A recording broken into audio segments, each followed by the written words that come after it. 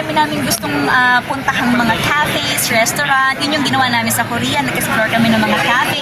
Nagpunta kami sa isang parang cafe na nakita namin sa Myeongdong. Tsaka ang unang-una ko talagang hinanap pagdating ko sa Korea, si Kailin. Kasi nagsamgipsal talaga kami sa Myeongdong.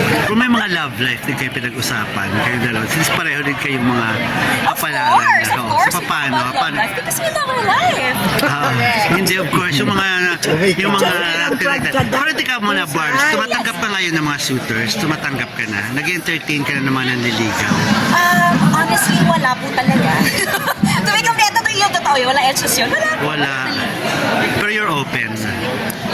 I am still enjoying my time. But I am open to meet people. Kasi ano naman, ang saya kaya. Ang saya pa ng maging outgoing, diba? To be more out there. Ang sarap tumakbo sa labas. Ganyan. No, so sabi mga open na so ibig sabihin hindi ka pa handa na to a new relationship.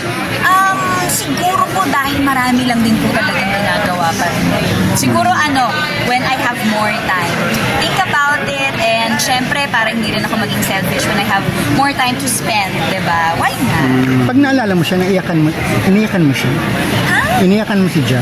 Marami akong iniiyakan. Nakita niyo yung eksena namin kanina. Bongga talaga si Barbs Ilang beses akong umiyak. Pati yung nanay ko, nung nalaman ko na meron siyang ganyan. Nanghinayang ka? Umiyak din ako. Nanghinayang ka? Sa relasyon niyo? Nanghinayang ako na sana nabigay ko pa yung best doon sa eksena. Kasi parang hindi pa ako masyadong happy. Sana Are you willing to work with him again? I am always willing to accept work, lalong-lalo na with you and with Jimmy. Sabi ni Rufa kasi ni Rufa parang siya sa kanya kayo nagko-consult down pagdating sa mga iba pang mga, lalo na sa puso na mga usapin. No? So talagang si Rufa may mga nagbigay rin siyang advice sa inyo. Alam niyo po, sa totoo lang, si Miss Rufa, minsan po when we ask for it and even when we don't, she's really generous in giving advices.